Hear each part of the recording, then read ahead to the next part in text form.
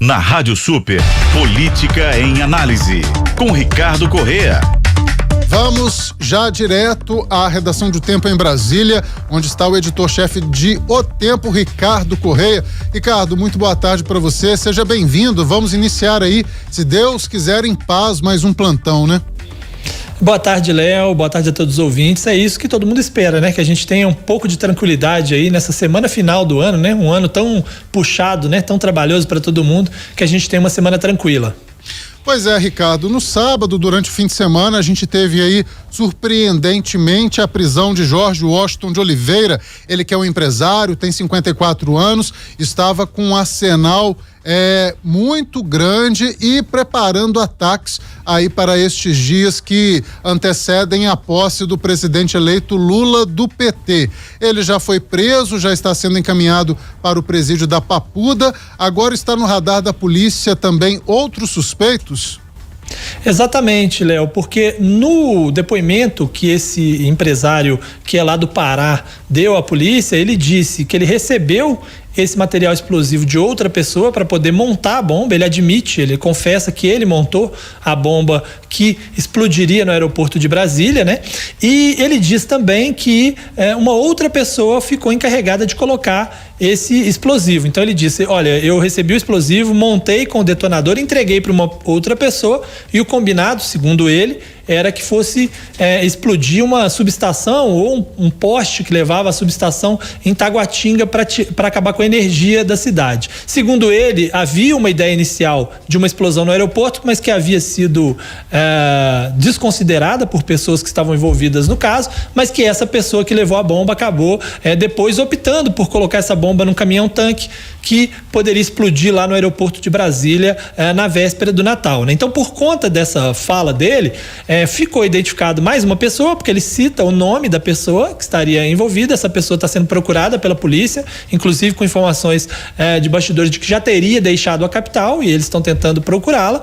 E uma outra pessoa, que essa ele não disse o nome, que é a pessoa que teria entregado para ele os explosivos. Além das pessoas que, segundo ele, estavam discutindo esse assunto, né? Porque ele disse que isso foi discutido por várias pessoas lá no acampamento que acontece no QG do Exército. Então, por causa desse depoimento, uma série de ações policiais estão sendo feitas para tentar achar outras pessoas, né? Porque a grande preocupação é essa, né? Você tem preso a pessoa que montou a bomba, mas a pessoa encarregada de colocar a bomba está solta, né? E ninguém sabe o que vai acontecer, se essa pessoa vai fazer alguma outra coisa nos próximos dias, né? Pois é, que coisa maluca, né? Imagina se essa bomba tivesse sido detonada, explodido esse caminhão de querosene, com querosene de aviação, enfim, seria uma tragédia inimaginável, né? Quantas vidas poderiam ser perdidas se esse plano tivesse se concretizado? A gente tem até informações aí de redes sociais, né? Da esposa desse Jorge, desse empresário, filho dele, falando que já sabiam que se ele fosse para Brasília, isso poderia ter consequências, poderia dar problema, ou seja, indiretamente o cara prejudica a própria família, prejudica os amigos, ele larga a empresa dele para ir para a capital federal. É um ódio assim extremista, sem dúvida, né, Ricardo? Com certeza, e vai responder uma série de crimes agora, porque além do crime de terrorismo especificamente, também a posse, né, de material, posse e porte, né, de armas que ele teria autorização para ter, mas não naquela situação, e armas que são de uso restrito, né? Porque além do explosivo que foi colocado no caminhão para explodir lá no aeroporto de Brasília, havia mais 5 bananas de dinamite com ele para que pudessem ser montadas, para que pudessem ser montadas, né, em outros artefatos, além de espingardas, fuzil, muita munição, pistolas, quer dizer, revólveres, ele tinha várias outras armas com ele, e algumas delas de uso restrito, ou seja, não poderia estar com aquelas armas, né? Então agora vai responder certamente. A prisão, que inicialmente era em flagrante, foi transformada em preventiva, ele foi levado para a Papuda, já está lá na Papuda, e provavelmente novas prisões serão feitas nos próximos dias. E isso gerou aqui em Brasília a necessidade de redobrar a atenção, né? Então, lá no aeroporto de Brasília, a gente tem uma segurança reforçada, né? Mais segurança do que já tínhamos. Inclusive no sábado mesmo, o dia que aconteceu isso, já parecia haver uma tensão maior dos funcionários ali com a segurança, né? por um acaso estava no aeroporto no sábado, fui buscar uma pessoa lá no aeroporto no sábado, né, uma parente, e ninguém sabia lá exatamente o que estava acontecendo, que havia naquele momento ali uma situação em que uma bomba havia sido encontrada, mas lá no aeroporto já havia uma tensão dos funcionários com algum reforço de segurança. E depois do episódio foi reforçada essa segurança ainda no aeroporto de Brasília. Há uma pressão para que se acabe com o acampamento na frente do QG do Exército. Ninguém sabe se vai de fato prosperar essa ideia, porque, né, também é complexo, é uma quantidade muito grande de pessoas e é perigoso também você fazer essa retirada, né? E além disso há uma preocupação, e isso aí o Marçal, inclusive, Manuel Marçal, vai falar com a gente daqui a pouco e vai dar, inclusive, notícias em primeira mão sobre isso, uma preocupação também com a posse do presidente. Ele tem aí algumas informações de bastidores sobre o que pode mudar na posse do Lula caso ele seja convencido de que algo precisa mudar após esse atentado. Ó, Ricardo, que loucura, você então estava no aeroporto no momento em que ocorria toda essa confusão, depois que você soube das notícias dessa bomba que foi encontrada, desarmada, enfim, uma grande tragédia foi evitada, né? Se sentiu aliviado, o que passou pela sua cabeça? Não, eu só fiquei aliviado de ficar sabendo depois, quando eu já não estava lá mais, né? Porque quando eu passei indo para lá, eu vi que tinha uma faixa de trânsito de fato, a principal interrompida, eu precisei pegar um outro caminho, e na volta também, tinha uma faixa de trânsito interrompida, eu precisei passar por outra pista, mas não sabia o que se tratava, né? E aí gerou uma tensão, inclusive a pessoa que eu fui buscar lá no aeroporto, que hoje retorna, vai ao aeroporto novamente, estava bastante preocupada em voltar ao aeroporto hoje, né? E aí, né, até falei com ela, pelas informações que a gente obteve, uma segurança muito mais reforçada lá no aeroporto hoje, então pode-se ir sim com mais tranquilidade. Mas o fato é que no dia 12 de dezembro, houve atos aqui em Brasília com apedrejamento de carros, ônibus sendo incendiados, e depois daquele dia ninguém foi preso.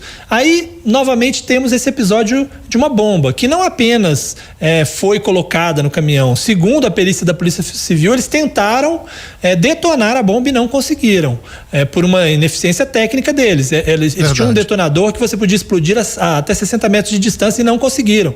E depois disso, a gente teve agora, nessa noite, mais explosivos encontrados lá no Gama, na região administrativa do Gama, uma região bastante populosa aqui em Brasília. Encontraram 40 quilos de explosivos e coletes balísticos. Então, fica todo mundo pensando que, será que não tem mais... né? Não tem mais explosivos por aí, não tem mais gente envolvida, será que não pode acontecer mais nada, né? Claro que fica essa tensão muito grande. Já estava a partir do dia 12 e desde o sábado, dia 24, ainda mais. Me parece até que a repercussão foi menor do que se imaginava no primeiro momento, porque a gente estava no Natal, né? A própria imprensa também com equipes reduzidas e tal, mas agora as pessoas estão se tocando um pouco mais da gravidade desse episódio, né? A gente teve a manifestação do presidente do Congresso, o senador Rodrigo Pacheco, ele que é daqui de Minas Gerais, se manifestando contra esse episódio, pedindo punição, dizendo que as pessoas têm que saber respeitar o resultado das eleições. Enfim, a gente tem também outra questão aí agora, uma preocupação muito grande com a posse. Lula talvez desfile em carro fechado, blindado, é um pedido dos aliados, né? Basta agora ver se ele vai se convencer disso, porque a gente tem aquele tradicional desfile do Rolls Royce, né? Que é carro aberto, inclusive em pé, cumprimentando ali as pessoas que estão presentes.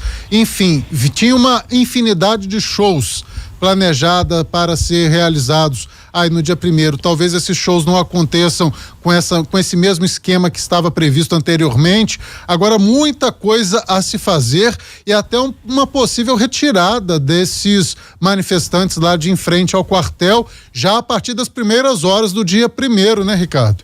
Exato, assim, há uma estrutura muito grande para a posse, a esplanada toda está com várias estruturas, porque além desse show com vários artistas importantes, também vai haver um evento gastronômico, então são mais de 40 barracas, tem food trucks, mesas para 6 mil pessoas, além das pessoas que vão estar, obviamente, em pé assistindo os shows. Então, assim, é um evento, mais do que apenas um evento formal, né? É um evento popular com muita gente e principalmente também com a presença de chefes de Estado estrangeiros, e é isso que gera uma preocupação também muito grande de segurança, porque pode ser que algum chefe de Estado, depois disso tudo, acabe optando por não vir ao evento, né? Preocupado, com medo. E eu já vejo, inclusive, pessoas também dizendo, pessoas que estavam convictas de que iriam nessa posse, que agora estão meio na dúvida se vão mesmo, se vale a pena o risco, né? Essa preocupação toda, claro, há uma tensão muito grande, inclusive dos jornalistas, as pessoas vão cobrir a posse, porque afinal se tornou um evento, né? Há uma tensão muito grande a respeito disso. E como você disse, há também essa preocupação a respeito do acampamento no Exército, porque também é um acampamento com muita gente, com muita estrutura. Esse cidadão que foi preso diz que foi lá nesse acampamento que ele recebeu os explosivos, então ninguém sabe também se tem outro explosivo lá, se tem mais armas lá, né? Há uma situação delicada porque a Secretaria de Segurança Pública diz que não pode fazer a retirada porque depende da autorização do Exército, porque seria uma região militar.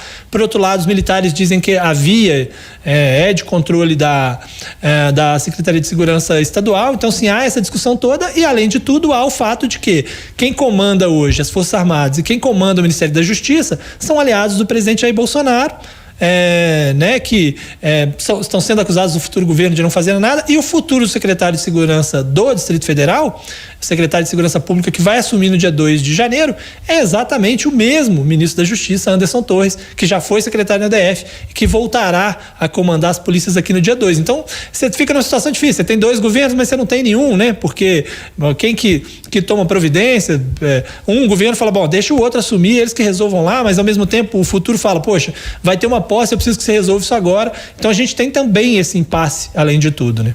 É uma pena, tomara que não saia ninguém ferido, seja de qualquer ideologia, de qualquer apoiador partidário, que ninguém seja ferido aí nessa reta final de 2022, especialmente em Brasília e muito mais por causa de eleição.